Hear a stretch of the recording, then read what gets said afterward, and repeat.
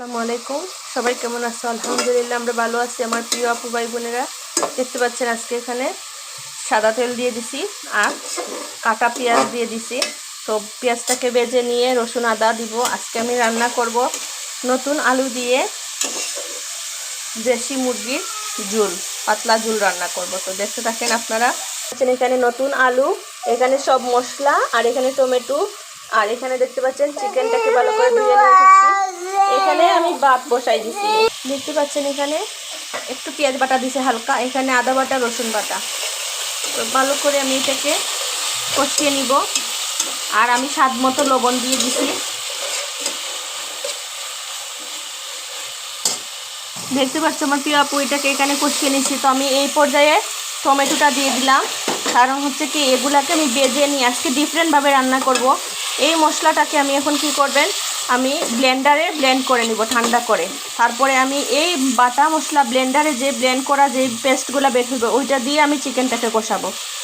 আপনারা দেখতে পাচ্ছ আমার প্রিয় আপু, আমি ব্লেন্ডারে এটাকে ব্লেন্ড করে নিছি। তো আমি এটাকে এখন আবার নতুন করে মশলা দিয়ে কষিয়ে নিচ্ছি। দেখতে থাকেন। দেখতে পাচ্ছ মশলাটাকে এখানে নিয়ে নিচ্ছি। আর এখানে এই যে পাউডার মশলা আছে এটা আমি এখানে দিয়ে দিচ্ছি। তেজপাতাটা ভুলে গেছি দিতে, আমি এক্ষুনি দিয়ে দিব। তো আমি মশলাটাকে কষিয়ে নিচ্ছি। দেখতে পাচ্ছ আমার প্রিয় আপু, এখানে আমি দিয়ে দিচ্ছি চিকেন আর আলু দুটাই একসাথে দিয়ে দিচ্ছি। তো এটাকে আমি ভালো করে কষিয়ে নিচ্ছি। কষানোর পরে তো দেখেন দারুণ সুন্দর কালার আসছে এটার।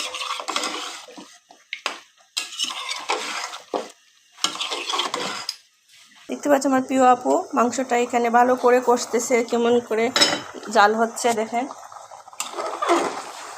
সুন্দর একটা কালার আসছে, ধোয়ার কারণে দেখানো যাচ্ছে না।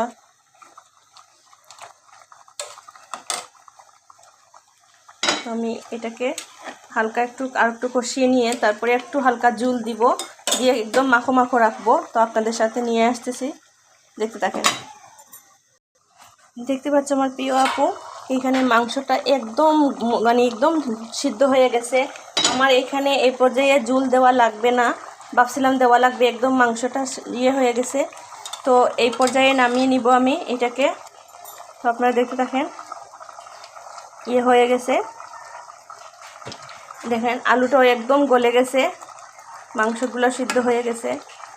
তো কার কাছে কেমন লাগলো আমার ভিডিওটি সবাই কমেন্টসে জানাবেন। সবার কাছে ভালো লাগলে শেয়ার করে দিবেন। সবাই ভালো থাকবেন, সুস্থ থাকবেন।